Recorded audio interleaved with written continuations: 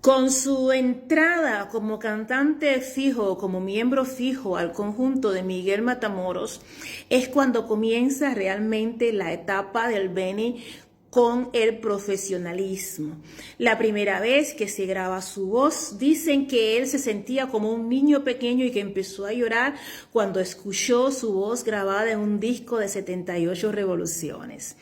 En este tiempo es cuando se mantiene como un músico estable y comienza a ganar lo suficiente como para retirarse de los trabajos de carretero o de machetero en la zafra. En el año 1945, con los Matamoros, realiza su primer viaje a México y graba en la emisora XEW en la famosa Catedral de la Radio de México. Además, recibe la oportunidad de actuar con el conjunto Son de Veracruz en la Montparnasse y en el Río Rosa. Al finalizar la contratación de ese viaje a México, Miguel Matamoros naturalmente decide regresar a Cuba, pero Benny decide quedarse en México por una razón.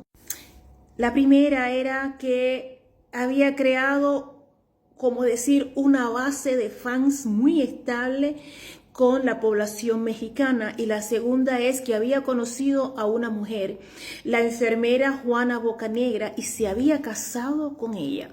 Antes de Miguel Matamoros partir a Cuba, Miguel Matamoros le dice a Benny que por favor, si quiere triunfar en México solo, sin el conjunto, que se cambie el nombre. Bartolo es un nombre feo. El Benny Moré le dice, ok, a partir de hoy me llamaré Benny. En el 1946 recibe la residencia en México y comienza su carrera como independiente. Él recibe en estos tiempos la ayuda generosa de Pancho Aguirre, Antonio Badú, Juan Sabre Marroquín y Clemente Chicho Piquero. En ese mismo año, junto con Lalo Montané, inaugura el dúo Fantasma y logra grabar para la RCA Víctor acompañado de orquesta. En este tiempo surgen números fantásticos que han quedado para la historia de la música cubana, como Mucho Corazón, Encantado de la Vida, Ensalada de Mambo, Me Voy pa'l Pueblo, A Medianoche, Desdichado, y que fueron absolutamente un éxito. El éxito es tan grande que a Benny le tienden una trampa.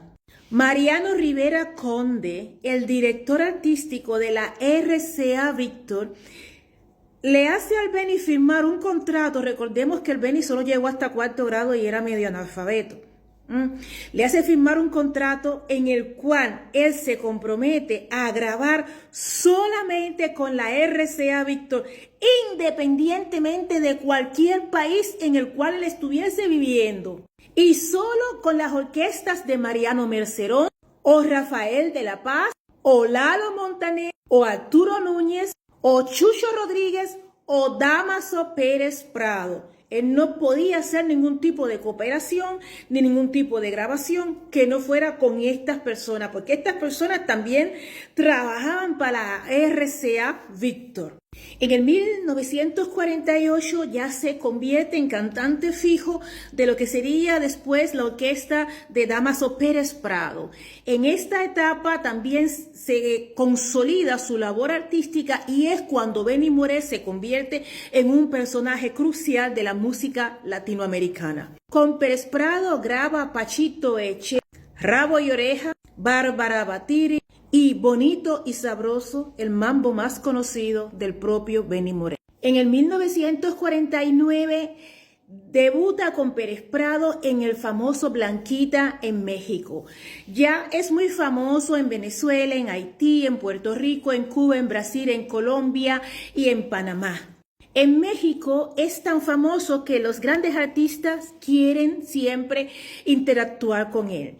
Canta con Toña la Negra, con Yolanda Montes, trabaja con Juan Bruno Tarraza y su voz sale en varias películas famosas mexicanas, como por ejemplo Carita y Cielo, El Ventarrón, Fuego en la Carne, En cada puerto un amor y La novia a la medida. En el 1949, junto a Pérez Prado, es la figura principal en el Carnaval de Panamá. La RCA Víctor le hace grabar debido al contrato que lo amarraba con muchas personas afamadas. Con Pedro Vargas graba Perdón y Obsesión. De Agustín Lara él graba por primera vez Solamente una vez.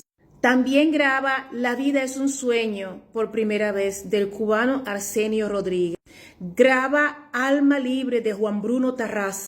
De Chucho Rodríguez, el compositor, él graba Esta noche corazón y Sin razón ni justicia. De Otilio Portar, Deja que suba la marea. Y el acompañamiento, la RCA pedía que fuese de Pérez Prado o de Chucho Rodríguez. Tuvo dúos ocasionales con Paulina Álvarez y con Roberto Faz, y tuvo un encuentro que marcaría su vida con Joseito Fernández, el autor de Nuestra Guajira Guantanamera. Benny se queda en México desde el año 1945 hasta el año 1950.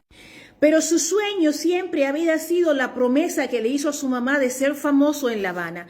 Lo conocían mucho en toda Latinoamérica, el cubano virtuoso, como le decían, pero él prefería que fuera recordado en su país, por lo cual, y también porque le echaba de menos a su familia y quería cumplir de todas las promesas a su mamá, se decide a regresar a nuestra isla bonita. Él regresa a La Habana y se mantiene varios meses con su familia en Vertiente y en Santa Isabel de las Lajas. Luego se va hacia Santiago de Cuba, donde participa en el famoso programa Fiesta con Bacardi. Dos personalidades que estaban en sus comienzos, Fernando Álvarez y Pacho Alonso, en estos momentos, en esta oportunidad, le sirven de coro a nuestro Benny Moré. En el 1952 regresa a La Habana. Es promovido, ayudado y aclamado directamente por el director y dueño de la cadena de radio, la RHC Cadena Sur. Y recibe el famoso contrato con Radio Progreso, La Onda de la Alegría. En este caso prácticamente transmite siempre en vivo y se convierte en el más exitoso en la historia de la radio cubana. Para este tiempo, él rompe con Duarte porque Duarte tenía una orquesta que solamente era de blanco para salir en la televisión, mientras que para las grabaciones también le daba oportunidad a los negros. Benny se queja del racismo con la RCA Víctor y logra, como él era la voz y era quien realmente vendía, logra separar a Duarte del contrato. En el 1953, ya como él no tenía banda porque había roto con Duarte, le ofrecen grabar con la Sonora Matancera, pero él se niega porque dice que esa sonora nunca ha sonado y se decide a crear su propia orquesta y se va a recorrer el país en busca de músicos que le agraden. El 3 de agosto de 1953 debuta con su famosa banda gigante en la CMQ Radio. En el 1954 recibe el apodo del Bárbaro del Ritmo en Santiago de Cuba. Con su banda también graba nuevos números que también serán historia en la música cubana. El Afro Dolor Carabalí, Rumberos del Ayer, Misaoco, Ahora Soy Feliz, Amor y Fe y Santa Isabel de las Lajas. Entre 1958 y 1962 se deteriora mucho su salud por su afición al aguardiente, al ron y porque tiene una cirrosis hepática ya avanzada en estado prácticamente terminal. El 16 de febrero de 1963 regresa a La Habana, al pueblo de Palmira, para unos festejos. Comienza a sentirse muy mal, es ingresado y cae en estado de coma. Los partes de salud eran dados a diario por la radio y la televisión cubana. El 19 de febrero de 1963 a las 9:15 de la mañana fallece Bartolomé Moré.